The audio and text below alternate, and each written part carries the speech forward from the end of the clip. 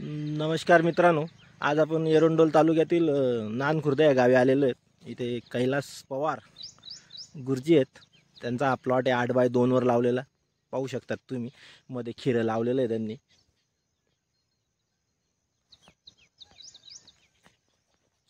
हे सूर्यप्रकाश मिळण्यासाठी गुरुजींनी सध्या बांधून घेतलेले आहेत सुतळीने। जवळपास 40 दिवस झालेले आहेत खिरं लावून। पाहू शकतात तुम्ही। जवळपास डिसेंबरमध्ये लागवड होती याची। जवळपास 12 फुटापर्यंत सरासरी ॲव्हरेज उंची झालेली तिची। अगोदर डिसेंबरमध्ये हा प्लॉट लावला होता। डिसेंबरमध्ये या समोरच्या नळीवर गुरुजींनी या ज्या खिऱ्याची लाईन जी दिसते, या लाईनवर गुरुजींनी मका घेतलेला होता। 2.5 एकर हे क्षेत्र आहे। जवळपास 65 क्विंटल मका त्यांना झालेला आहे। त्याच्यानंतर त्यांनी आता खिरं हे पीक घेतलेलं आहे। अतिशय उत्कृष्ट असा प्लॉट आहे। एरंडोल पारोळा हायवेवर पाथरखेडा फाट्यापासून जवळपास 5 ते 6 किलोमीटर अंतरावर कासोदा रस्त्याला हे शेत आहे। तुम्ही कधी भेट देऊ शकतात। असे सुंदर असा प्लॉट बसवलेला आहे। हे त्यांनी थोडे बांधणी करून घेतलेली आहे झाडाला, की सूर्यप्रकाश मिळायला हवा म्हणून। तुम्ही पाहू शकतात। गुरुजी इथे आलेले, त्यांच्याशी आपण चर्चा करणार आहोत।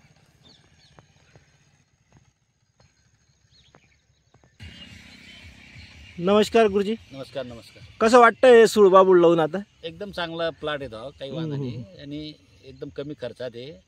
त्याच्यात आपण दुहेरी उत्पन्न घेऊ शकतो। डिसेंबरमध्ये लावलं होतं त्याला, रब्बीमध्ये मी त्याचा जवळजवळ 65 क्विंटल पर्यंत मका घेतला। 2.5 एकरच्या वर थोडं क्षेत्र येते। आणि त्याच्यानंतर मग जे कंपनीचे अधिकारी आहेत त्यांनी भेट दिली। त्यांनी सांगितलं की बुवा वेलवर्गीय पीक लावा।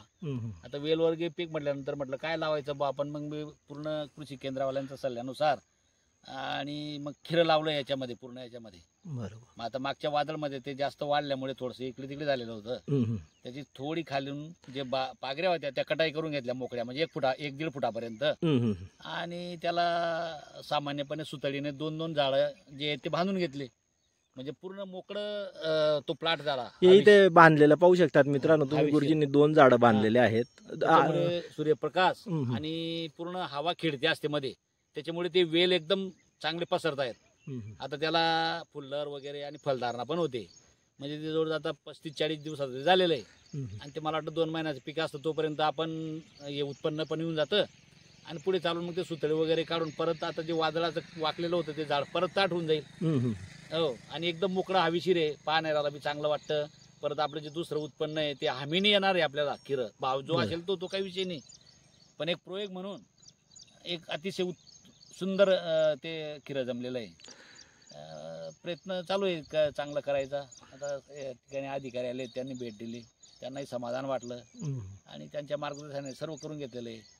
कसं आहे त्याला आपण, मला तर आता गॅरंटी अशी आली आहे की त्याला मी वेलवर्गीय पीक आता याच्यानंतर मोठं झाल्यानंतर त्याच्यात कोयवाही घेऊ शकतो, पुढे याच्यानंतर सुद्धा घेऊ शकतो। आता काय अंतरावर लावलेलं आहे तुम्ही? हे का नाही, सुळबाबुळ। सुळबाबुळ 8x2 वर लावलेलं आहे। आणि मध्ये त्याच्यावर 4 नळी तुमची 4 फुटावर होती म्हणजे? त्याच्यावर मग 1 फुटावर हे लावलेलं आहे आता, म्हणजे खिरं असं त्याचं हे अंतर। तर मित्रांनो तुम्ही पाहत आहेत की 8x2 वर सुळबाबुळ गुरुजींनी लावलेली, आणि मध्ये 4 फुटामध्ये जी नळी आहे तिथे त्यांनी 1-1 फुटावर खिऱ्याचं बियाणं टोचलेलं आहे। तर कधी चालू होईल तुमचं खिऱ्याचं अपेक्षित उत्पन्न? जास्तीत जास्त आता 8-10 दिवसात खिरं चालू होऊन जाईल। 8-10 दिवसात चालू होईल। आणि काय 2 महिन्याचं पीक असतं ते, पुढे 1 महिनाभर चालेल ते। तोपर्यंत आपलं म्हणजे शेत बी मोकळं होऊन जातं, हवा खेळती राहील, काही टेन्शन राहणार नाही। बघू पुढे आणखी काय होतं। बरोबर बरोबर। पुढच्या वेळेला आता या हंगाम गेल्यानंतर, खिरं झाल्यानंतर आणखी वेलवर्गीयच पीक येईल मात्र याच्यामध्ये। पण त्याच्यासाठी याला असे मोकळी हवा ठेवावी लागते, म्हणजे वातावरण मध्ये मोकळं ठेवावं लागतं। बरोबर। थोडं खर्च वाढतो मजुरांचा, एवढं जास्त बी नाही तो, एवढं तेवढं करावं लागतं। नाही मग खर्च वाढला पण मग यील्ड येईल ना, उत्पन्न 100% येईल ना। आता समजा ते जवळजवळ हिशोब जर काला तर 1 नळी जर म्हटली तर 1-1.25 एकरच्या वर ते खिरं आहे आता। तुमचा तर मी व्हिडिओ टाकणारच आमच्या शेतकऱ्यांनाही खिरं खाऊ घाला गुरुजी, सगळ्या या ना, या येणाऱ्या सगळ्या भेटला, शेतकऱ्यांना. मी माझ्या मनाने थोडस अधिकाऱ्यांना विचारून प्रत्येक काम करतो, प्रयोग करतो मी. प्रयोग असतो, नाही, प्रयोगशील शेतकरी करत राहायचा. चला पुढे जे येईल ते त्याचं काही नाही, पण येईलच 100%. मित्रांनो, हे कैलास पवार गुरुजी आहेत नानखुर्द्याचे, वेगवेगळे नवीन प्रयोग करत असतात. त्यांनी आता जरा वेगळा असा हा प्रयोग केलेला आहे. एक 8-10 दिवसात त्यांचं खिरं चालून जाईल. तर त्यांच्या प्लॉटला अतिशय भेट द्या तुम्ही. अतिशय सुंदर असा प्लॉट बसवलेला आहे 8x2 वर. धन्यवाद गुरुजी. चालेल.